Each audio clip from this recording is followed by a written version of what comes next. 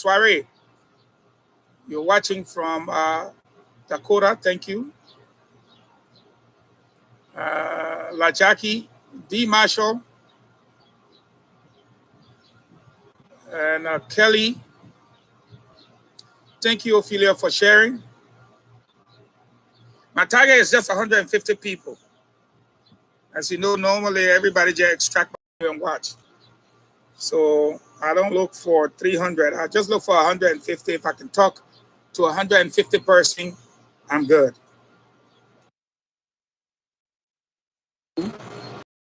Do it. You're not supposed to wait for the minute. Jabba, how you doing? To tell you to do it, do it. And so today, I will deal with citizens and I will deal with some officials of government. I repeat, I will deal with citizens and I will deal with some officials of government. Because a legacy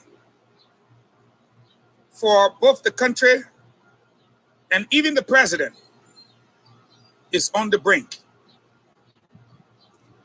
A legacy for a country and a president, a government, is on the brink. And I will prove beyond all reasonable doubts that that is a fact.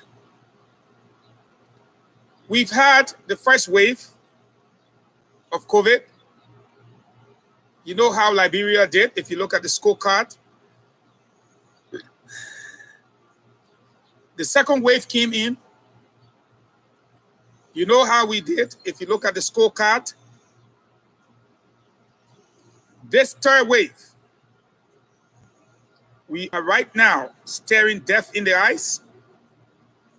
There's a lot of things that's going on right now, and nobody should tell you that it is right. It's all damn wrong right now. I repeat, it's all damn wrong right now. Citizens are not holding their side of the bargain. Some officials of government are slack in the execution of their duties. And some middle-class officials at border points and airports, seaports, who know what they're supposed to do, have been told what to do, are somehow not doing what they're supposed to do, what they've been told to do, they're not doing it. So as we build an audience,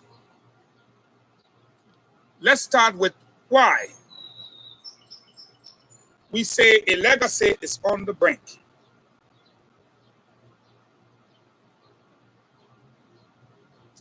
When COVID struck the world, a tiny country like Liberia rose to the occasion under the leadership of President Weah. Maybe Liberians had learned a hard lesson from Ebola. And so the scare was already there. And so we move into action, following all the health protocols, social distancing, hand washing, wearing of gloves, masks, in some cases gloves. The government even provided masks. You know, sometimes we will speak Liberian English. Mask to its citizens. And we did everything by the book. The president made a music, posters, billboards, what you call it? Everything we could do by the book. We did it. And the whole world, my man, when you call me names, just know that I got a right to block you and I will block you. And so I won't call your name. To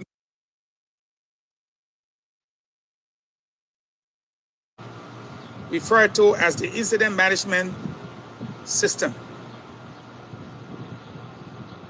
We went to meeting. I think most of you saw me. I don't need to blow my own trumpet. Day and night, we wore our jackets and were out there in the field working. All right. Everybody knew Liberia did good. The second wave came. It was predicted that more than 6 million people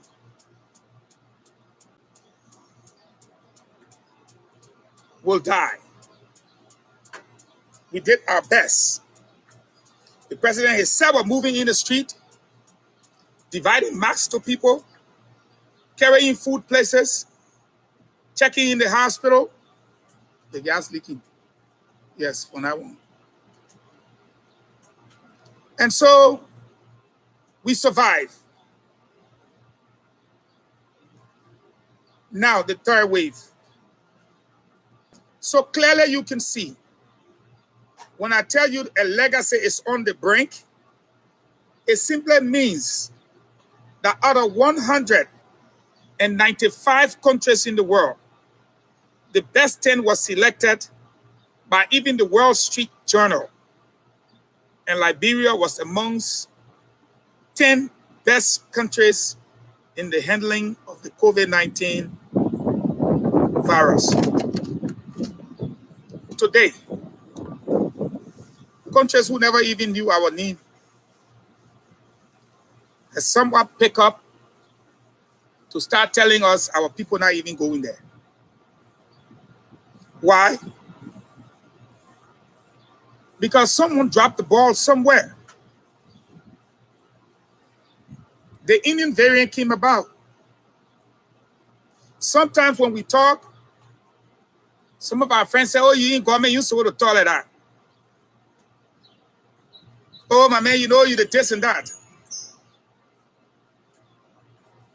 But by the time the decision was taken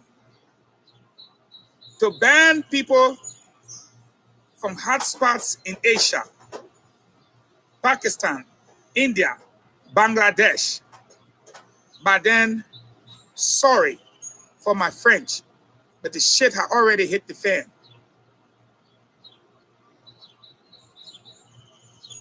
Am I talking to somebody? The Indian variant is deadly. It does not even get you a chance. That's how bad it is. Now,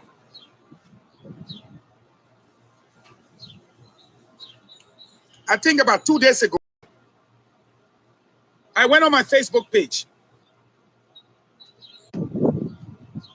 and I posted to the effect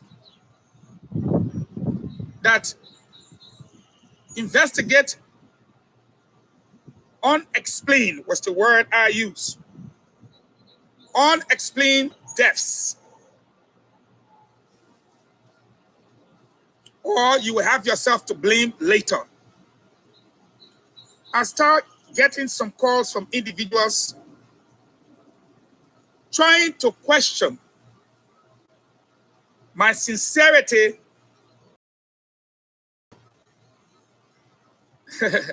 critical thinking backed by my education. Let me pause and educate people right now. When you go to school, you don't go to school to be stupid. Okay, since you don't want to be part of this podcast, I will remove you because we're not discussing day in the street. We're not discussing day in the street. Don't come on my post and talking something serious that killing people and be telling me clean the death in the street. So you go there now, you out. All right? And so someone wants to tell me, say test parties. It's so bad when you go to school and you got to deal with somebody who is just semi-literate but thinks he or she is educated. When I said investigate unexplained deaths,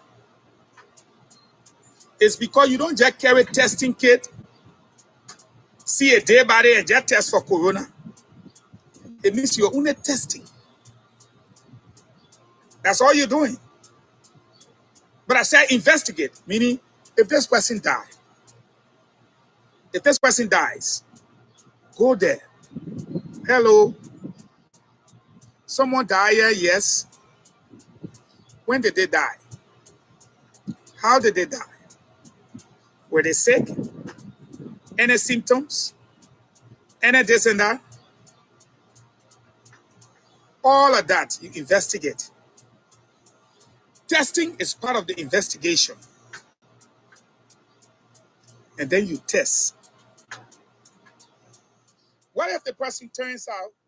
Okay, that's right. So that is Minister Eugene Fagon, former Minister Eugene Fagon. He's no longer a minister, by the way. He's been dismissed by President George Weah. And you know who eat him space? Jarawa Tompo, a communication expert, you know, who has been as director of communication at LeBron Senate for some time now.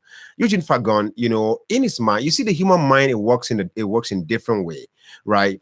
I may be thinking that what I'm saying is right. Of course, in his mind, he felt that he was being sincere with the Liberian people. He was hitting at people who are not doing their jobs, but administratively, it was wrong. It doesn't make sense for you to be a deputy minister for public affairs and you have issues with the government. You wouldn't discuss that with your boss. Iron it out. In fact, you are the face of the government. You are the communication man for the government. When the government is having, you know, the press briefing there at MICAT, you preside over that. Right, you moderate the MICAT press briefing. When many times we place our calls at the ministry, we want a minister to come on the radio. It is you that the minister will send. So, meaning whatever relationship, whatever thing that may have caused the sour relationship between Minister Fagon and Minister Ledger, who ran it, immediately he took over, that made him to go on social media. Now he said a lot of things, a lot of important things about the fight against COVID-19. If you check around now, the government said 3 persons now should not ride, 4 persons should not ride in a taxi. But if you check, there's sometimes when there's difficulty in getting car, you see 4 persons will get stuck, and even the driver will take 2 at the front. What Fagon is saying, somebody should go beyond that, beyond pronouncement. Let's have soldiers at the borders. Let's have soldiers in the city. He said a typical Liberian man does not have respect for police. Of course, the way the police carry themselves, and he's right. But again, if I have issue with Sky FM, I should rather meet Martin Brown or T-Max and sit down and discuss it than getting on the radio here and discussing the internal happenings of Sky on the radio. I think that ended him in trouble. And I think Fagon was hated than he thought. If you check on social media, no one is hailing this guy. No one is asking the president why you dismissed this man. All right. So, but yeah, he's gone. And start to remind you why the president took the action, because he spoke strongly against the policies of government. Right now we have Chief Cyril Ali on the line. Chief Cyril Ali is a strong man, a strong old man. He's been around for a very long time, and he's a stalwart of the National Patriotic Party, Chairman Emeritus. A couple of days ago, we heard in the media that the National Patriotic Party has reaffirmed its commitment to the Coalition for Democratic Change. So contrary to some of the things that we have been analyzing, that Joy Howard Taylor will break away from the party and she will form, you know, a union, she will form some kind of relationship with some other strong female politician in the country, and they're going to be supported by Ellen Johnson Sirleaf. That's not true. From what we see now, Joy Howard Taylor herself speaking to this particular thing, it speaks to the fact that there is this understanding, there's this mutual understanding between the CDC and the MPP. But what does this mean for the opposition with this kind of reaffirmation coming from the MPP? Chief Cyril Arling is on the line. Good afternoon, Chief Arling. Thanks for joining us in the program this afternoon. Chief Arling? Chief Arling, good afternoon. Good afternoon. Thank you. Thanks for joining us. You're live on Sky. Thanks for joining us this afternoon. I can hardly hear you, but I can. I'm monitoring you. Are you yes, not? I was listening to you. Can I hear you better now? Yeah, I think it's better now. So, is it okay now? Can you get me now? Yes, I can hear you clearer now. Okay. So I was saying, you know, a couple of weeks, in fact, before you people came out with the decision to reaffirm your commitment to the Coalition for Democratic Change, there were a series of analysis that the MPP was going to break away from it because of the way the coalition government is proceeding. What led to this action and your recommitment to the agreement? Well, the MPP is an independent institution, and decisions are taken by the executive committee. Now, for a protracted period of time, there have been a lot of misconceptions and make-believe. And you know, Liberians talk a lot about things that they do not know, and they circulate a lot of misinformation and misrepresentation. This is deliberately designed to undermine our national leadership and undermine the fact that the Coalition for Democratic Change are the democratic victors in the last elections. You cannot discredit an institution by sentiments. And Liberians feed a lot on sentiments and misconceptions and make-believes. But that is not strange. That's why it's important that political institutions and other institutions in the country are very clear with their line and their positions, so that these misconceptions, even though they will come up, will be limited. The MPP, there was a decision by the majority members of the National Executive Committee that, in line with the agreement signed in 2016, we are part of the coalition. We are ruling institution. We won the democratic process together by campaigning vigorously in the counties, using the MPP infrastructure, using the MPP setup to be able to booster and prepare the Coalition for Democratic Change. We won the democratic process. Yes, there's been a lot of misgivings in and out. There's been a lot of talk about what is happening or what is not happening, and people are not properly accommodated and all. All these things have come to the table, and discussions have been held between and amongst us as collaborating political parties. And there's a clear understanding that we will continue to work together in harmony to strengthen our institution and then defend our platform that we have presented to the Liberian people. As a consequence of that, several members of the National Executive Committee of the MPP and the LPDP met. The leaders, the political leaders, in fact, the three political, and then others follow, other political leaders in the party had subsequent meetings, and the decision came up that the party said it was expedient and necessary at this time to re-strengthen our coalition and begin to work together to make sure that it works, so that all can be a part of what we are doing. So basically, the National Executive Committee of the party, the majority of members of the National Executive Committee took a decision to draft a resolution, which was announced by the National Secretary General yesterday at the party headquarters. People were not part of it and this and that. There was nothing like that. There is nothing like that. The decision of the National Patriotic Party, National Executive Committee, is binding on all members of the National Executive Committee, whether you voted in favor of that or not. So basically, it's where we are now. Next step, Chief Army, let me bring this to you. You know, you just said something about Liberians, how they discuss things. Many of them do not understand, but to some extent, it seems some of the things that people said has some semblance of truth in terms of accommodation. You know, we heard that from some of your partisans, even from Bond County, that the party was not fully accommodated in the government. And we also got complaints from Her Excellency Joy Howard Taylor that she was not getting the needed support. You know, all these concerns coupled with internal wrangling within the MPP with itself regarding leadership matter, all these concerns raised concluded now by people was that Joy Howard Taylor as a person, she's going to walk away from the MPP, from the CDC, and encourage her partisans so they can form arm with other group of people so they can get rid of the CDC. What I want to understand is that during your discussion on the table, as you say, all these things were put on the table, can you say for a fact that everything is now settled? Partisans of the MPP will also get their fair share of the cake, because all of you fought to bake this cake and it's now on the table. someone is cutting greater portion of it, and you are getting minimum. On what basis did you finally conclude to reaffirm your commitment to the CDC? Well, there were no criteria. The criteria was that we are already members of the coalition. So you are compelled to stay in? Yeah.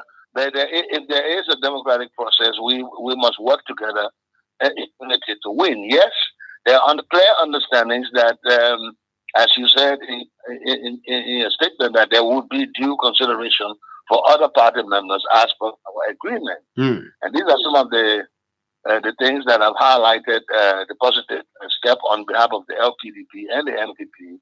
And members of the CDC, Congress members were also complaining. The dissension in ranks is not unusual in political institutions, especially at state power level. You have to understand that the political dynamics of country and national leadership, you expect to have these kind of some misconceptions, some reality, some dissatisfaction between and amongst the leaders in institutions. It is expected. But what is important is the capacity to get together, organize yourself, regroup, reunite, and continue to forge ahead. Everyone, all interests of all political parties in the coalition, not only the three principal parties, but other collaborating political parties too. There were consideration given in discussions that full of people. But a coalition does not necessarily mean employing people in government, but government now would create an enabling industries and factories and things that have been established. Some of them and all the things. There will be consideration also because there are a lot of competent and qualified partisans who have desire to work in government and who are not employed. And not all partisans of the MPP and the LPDP have desires to work in government. Some of them are private businessmen. They just need to be sure that the businesses are the government that they struggle hard to win. Let me tell you what I've heard. Maybe it's true or not. Some of the things I've gathered from my sources, are that the MPP has no choice because right now it does not have a political base in Liberia. That has been diminished a long time ago, and is also afraid of the current opposition community. So for any reason that the MPP will leave the CDC to go and form arm with another group of people, it will mean that it's going to be leaving the political picture or political scene of Liberia for a very long time, like it did, when Taylor was taken into exile. What do you have to say about that? This is a misconception, and this is quite wrong because the MPP is one most broad-based political party in this country. The MPP has solid democratic numbers. Even if you look in the national legislature, you will see, the national legislature are products of the MPP. The political leaders of other political parties also are former members of the MPP. We have a strong base around and about the country. We have to amalgamate, unify our base, and that is the issue with politics. We have to strengthen the base and move ahead. No one will say that MPP is. I've said that over the MPP is a formidable force, along with its coalition in the political dynamics of this country. There's never been a time. We've been at it since 2005. Perseverance is another important thing that leads to victory. From 2005, we had a collaboration with the Congress. In the last two elections with Ellen Sirleaf, we had collaborations and unity in purpose. Up until 2016, when we decided to form a coalition, meaning each political party is independent, it's an independent entity, but we all come together for the democratic process for 6 years. Let me ask you, we just said it's just a demonstration of our national anthem, lines in our national anthem that says, in union strong, success is sure. CDC have democratic numbers. The LPP have democratic numbers and infrastructure, and the LPP have resources. CDP. These are three institutions that were brought together on a political umbrella. The first coalition in the history of Liberia that have come victorious in the democratic process. You have to look at some of these things. These are historical things. So the fact that people are saying these are all probabilities, these are all hypotheticals, but probabilities are not unless they are actualized. Or the MPP will break up, or the MPP will break away. These are all hypotheticals and probabilities. Maybe, my dear brother in the press, probabilities, as you learn in journalism, they are not facts unless they are actualized. The actual thing is that the coalition now is together, stronger than ever before. There's commitment of the collaborating parties to work together. There is consent to all political parties that are part of the collaboration and coalition. And this is the type of understanding that you need to forge ahead. This is Liberians agreeing to work in peace and harmony, and Liberians will be proud that and not wish evil or bad for one institution simply because they are governing. Okay, now Chief Arling, that is a probability, by the way, as you said, it could be with around maybe 60-70%, although it's always not true. Most time not true. But the facts are there now, Sky. The facts are there now. All these probabilities that we're hearing, you say, and speculation, and you say NPP is going to do this and that, and join another. All these probabilities now, they've been laid to rest. Yeah, you're right. Let me ask you this. What has actualized now is that the collaborating political parties and the members of the coalition have come out with majority decisions that they will proceed together with the coalition. Work if it's not working. Let me, when the president, Chief Arling, when the president was on his county tour, I don't know whether it was a demonstration of political tourism or realism from your end. You did a short video which you share with me. Unfortunately, I was on sickbed, but I still used that when I came back on the air, and even my colleagues used it before I came. So you said that the president is going on a tour. He should not be going with ministers leaving their various jobs and they all, going with the president and feeling the population. It's not about the ministers, it's about the people. For me, I didn't say that.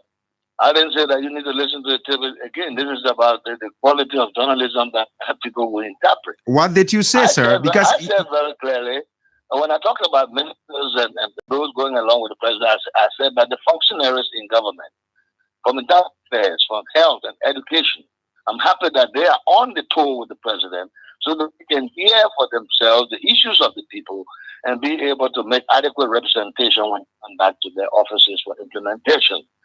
That's why I mentioned about ministers. When I talked about people moving in buses, I said members of the opposition are moving around in buses. That's not democratic numbers. But the fact that people go along with the president has never been a negative thing. The president is president of Liberia. Okay, Chief Arling. Going to another county, and there are members of the nation in the county.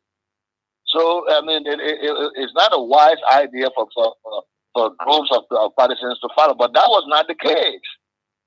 Okay. That was not the case. The numbers you saw in Lofa and other places where the citizens of Lofa County, they are offended when people say it did not come out in their numbers that people came from Monrovia. It's not true. Click strong and whatnot, and so you have to look at two sides. The matter of consequence. There were partisans that went along, there were other officials that went along, but they were not of any significant number to have commented on that in any respect. Okay, so I just want to maybe help my audience quickly. Hold the line, sir. Don't go anywhere. Stay there. Let me play this video. All right. I just need you, the producers, to get it on from there for me. All right. Bobby, I need you to look into SCAR Liberia. Just look right in there. Look into SCAR Liberia. What's up? And exercise. Okay, now hold on. Okay, I think I got it here. Hold on. To cast a vote for you. That is the way to do it. You don't go around dividing people and expecting that you will get victory. So these are some of the things that people should do. Get involved in exercise that will strengthen people and create jobs for your partisans, create an opportunity for them to put food on the table. Not to be falling behind you in one bus or one truck everywhere you go to follow you and you say you got numbers. You don't have any numbers. I've said very clearly during the president's visit to the county, let's not. You're not going there to carry people. Okay. You're going to meet. Chief Arling, did you get that? I just played the video. Can you get that? I just need you to wait. My producer are going to get in and play live while you're listening. I don't know whether you got the one I played just now. You just said people bundle themselves in buses behind the president going around and making it look like he has numbers. He has no numbers. What angle were you coming from when you said that? you have to listen to the thing. Yesterday on ELBC, the entire tape, I see people are making it's on WhatsApp Sky. Bosses in relationship to Lofa. There were no bosses mentioned in relationship to Lofa in the context I was speaking. Listen to it carefully. I said a tour. I did not say specific thing about a county. Did I mention a county name? I said you commented on the president's tour. By the way, the president go on a tour and then his ministers following him, their own bosses and so on. What were you trying to say? I was trying to say that was not the policy of government for individuals to follow the president. That was clear from the origin of the county tour, that people from the counties would assemble different groups and the president would address them. And that's what happened in Margibi. That's what happened in Bapolu. That's what happened in Kipmount and all those places. There were not droves of people going behind the president. All right. So, Chief Arling, quickly. Buses that you saw, there were some false pronouncement that MTA had arranged buses and they were all told to go. That's not true. Citizens from Lofa County chartered buses on their own and traveled to various places. People should understand there are differences in these kind of things. All right. And they look at praise and categorize it as though you are criticizing. So there's nothing wrong with criticizing. I criticize my own government. But when you talk in a context that people misrepresent, then it becomes an issue. But I don't want to discuss that. That's not the reason why I'm certain you called. Okay. Yeah, but but thank you so much. And the MPP solidarity with the strength in the coalition. That speaks volume of all that you are saying now, that we are fully in support of the coalition and we remain where we are. We don't want people to, that the MPP is inconsistent, that the MPP is jumping from place to place for accommodation. Already. Thank you. Thank you so much, Chief Arling.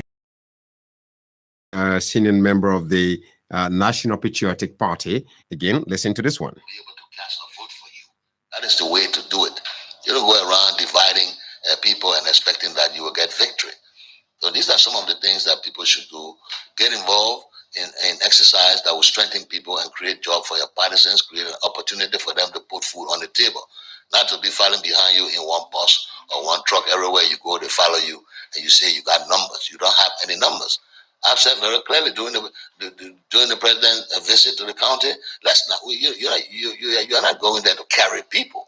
You're going to meet people there and deal with the people at that level. And it is very good that we started the exercise about ending now. But the results are very good. It's encouraging, and I'm happy that those officials who are concerned with national development, education, health, and internal affairs and finance are all accompanying the president, represented at certain levels, so that they themselves can hear and know the things that we will give priority to better the lives of the people. Thank you very much, fellow citizens.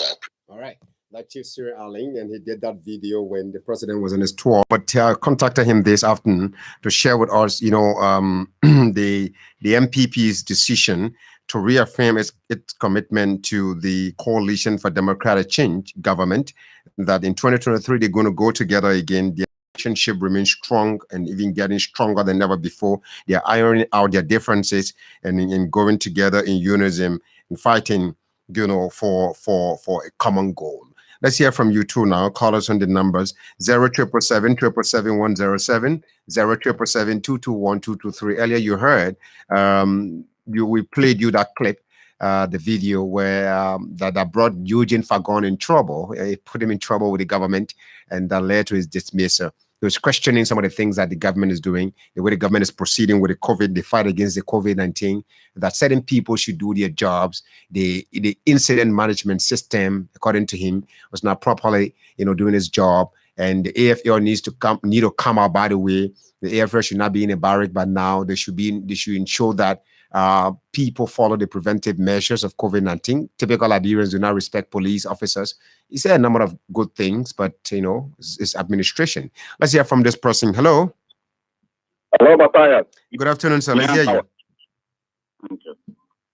Let's hear you. Matthias, I appreciate you where actually, and as regard to the Chief Cyril Arling talk when he said it must stay. ahead. Oh, that fellow left the line. Yeah, I just want to prove him wrong. I have the audio, so that's why I just played it.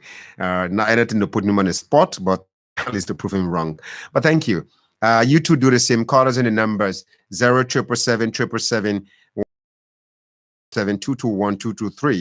are the numbers you can call us on to participate on the program this afternoon. You just listen to Eugene Fagon, as well as Chief Cyril Alling of the National Patriotic Party.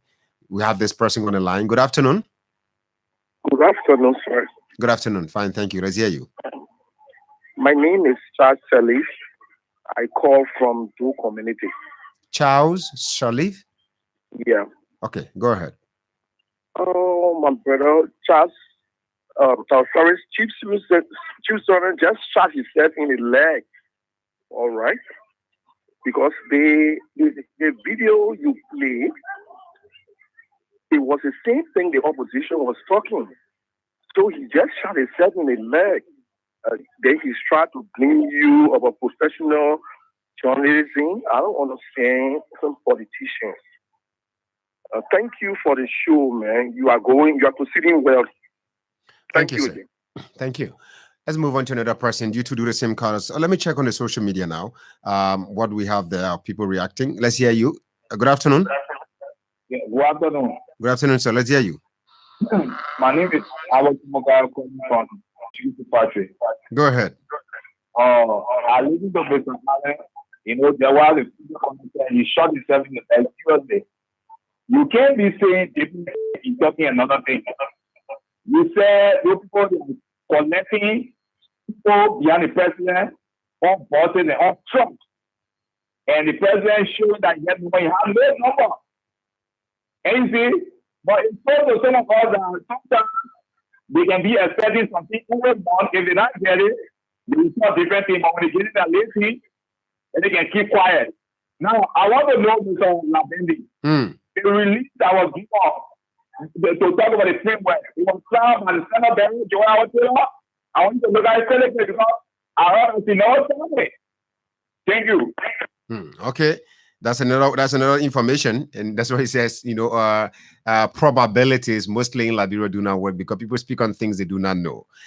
Do I need to get back to Chief Cyril Alling to hear from him whether, you know, this particular statement was signed by this reaffirmation of support or commitment to the agreement between the MPP and the CDC, who was endorsed by Joel Howard Taylor, the Vice President? Let's hear from this person. Good afternoon. Good afternoon, Labendi. Good afternoon, sir. Let's hear you. This is Senator Swan and I'm phoning from Gatineausville. Let's hear you.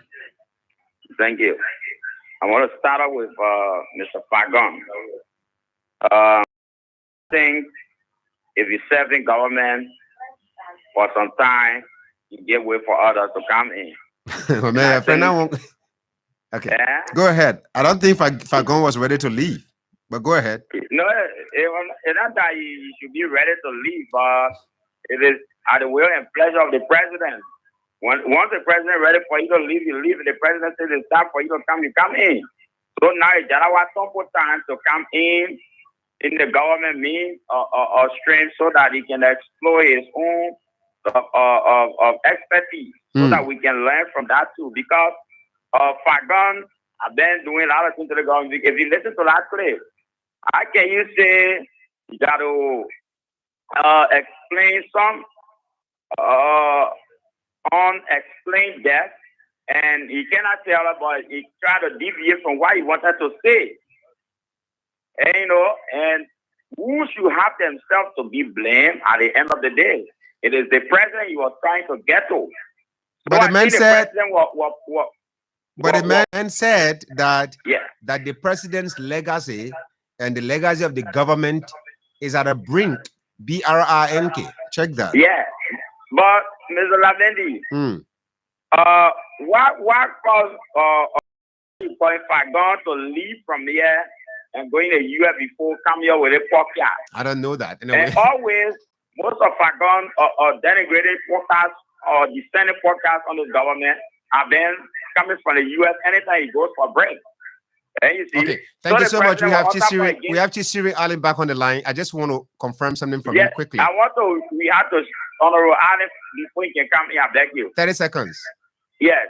So I think Honorable Allen needs to go back to that clip and then all come back like he's coming back on and apologize either to the government or the president for what he said. I'm sure he listened to it.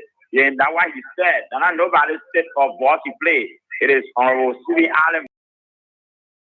Before I came on, that reaffirmation of the commitment to the coalition was not signed by the Vice President Joe Howard, who is the standard bearer of the NPP. That is an information in your follow through. Thank you. Announce that they are recommitting themselves to the coalition. That is the coalition, the framework that brought us together to be ending by next year. Okay. So how can they come up with another commitment without the approval or the agreement of the standard bearer? Thank you so much, my brother. It seems we have Chief Cyril Allen on the line. We have just a few minutes to go on the program this afternoon. It's a very interesting edition of the program. Quickly, let me just recognize our viewers here. Tepla Pupo is watching. Say agreed to what double M. Fasama is watching as well. Emmanuel Saki, Albert Siodo. Albert said, wow, he can laugh. He said, thank you. Maybe I put him on the spot. All right. Sarah Putu, where? Sarah, no, you don't want to describe him like this. Let's leave it like that. Simon Tall, do we have him? All right. So sorry, we can't have him. Maybe I just have to get him here. Let me call him from this end so that we can just, get that clarity. My audience saying that the Vice President Joe Howard Taylor did not affix a signature to that. Speculation mostly in the public. If you follow through, most of the statements made in the public can be true. Chief Allen is back. Chief Allen, sorry, I just want to get some clarity from you quickly on something. My viewers, in fact, my listeners are reacting and saying that. Yes, sir. Chief Allen, I call you're back on the air. I just want to confirm something from you. Is the Vice President Joe Howard Taylor, did she endorse this particular agreement?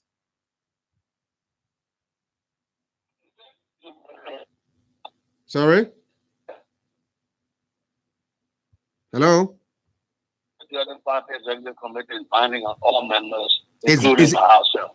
Is binding by the law, or she as a person? A majority decision by majority of the members of the National Executive Committee of the party that represent the 73 districts and 15 counties is binding on all MPP partisans by our constitution. So the standard bearer, whether she has an opinion, is binding. So by that binding, the standard bearer's opinion was expressed, exercised. What embraced and welcomed. What did she say? She abstained? That is internal matter. She did not, not necessarily have abstention, but she had her own views on that, and the views were taken into consideration. So by that, she was part of it. Does it mean deductively that she did not endorse it? The leader of the party. So she was involved in the discussions leading to that. Sir, so it's just binding on her the law, but as a person, she has an opinion which she cannot tell us. So meaning she did not affix her signature to the document. I myself did not sign the document because of Brazil. I was far out of town. I attended the executive committee meeting with the decision. So this is just a mere pronouncement. Is that what you're saying? Hello? It's just a pronouncement, a mere pronouncement that we cannot have anything tangible to point to. Is that what you're saying, sir? No one said that. I didn't say that. It is a tangible thing. There were signatories to that effect, and it was pronounced by the National Secretary General at the party headquarters in a press conference. Thank you. Thank you so much. At the new party headquarters under the guidance of the Secretary General and all partisans of the National Executive Committee. Thank you, Chief Allen. It's always a pleasure having you on. Don't read. We don't want the people to start reading meanings there, mixed meanings into a decision taken by the National Executive Committee of the party. It's a private thing. We just saying that because you are mentioning it, but no reason why it should even be an issue. It's very clear to you people and to the world that there's a press statement, written statement by the Secretary General of the FD reaffirming support for the Coalition for Democratic Change. There's nothing inimical about it. There's nothing negative or about regardless of a high-profile individual in the party like the standard bearer abstaining from said decision, it should not be looked at. Abstention like that. You are putting a different word in that. There was no abstention. No one told you standard bearer abstained. But I am left to speculate because I don't know the position she took. You say her opinion was respected, therefore nobody side of the party bears the standard of the party. The standard of the party is the decision taking majority members. Are you clear on that now? I'm clear. Does that tell you? Thank you so much. Thank you so much, Chief Arling. It's always a pleasure. It's Chief Cyril Arling. He's a stalwart of the National Patriotic Party, informing us that the party has reaffirmed its support to the CDC. Come 2023, the MPP is going to be with the CDC. But from what he said, Joa Howard Taylor expressed her opinion. The vice president expressed her opinion, which he could not tell me what exactly. A motivational message again. If you want to be powerful, educate yourself. My name is Matthias Labendi.